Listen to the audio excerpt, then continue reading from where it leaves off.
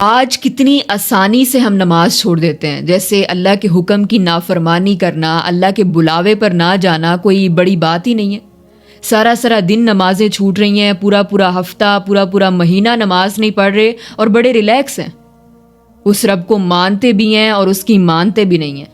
یہ منافقت نہیں تو اور کیا ہے؟ پورے دن میں اللہ کے احکام میں سے فرض تو نماز ہی ہے نا۔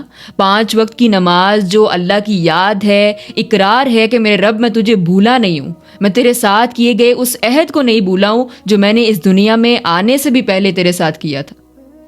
پورے دن میں ٹوٹل فرض نماز کی رکھتے ہیں 17 ہیں، 2 فجر، 4 ظہر، 4 عصر، 3 مغرب، 4 عشاء۔ ہارڈلی کتنا ٹائم لگے گا ان کو پڑھنے میں؟ 1 گھنٹہ۔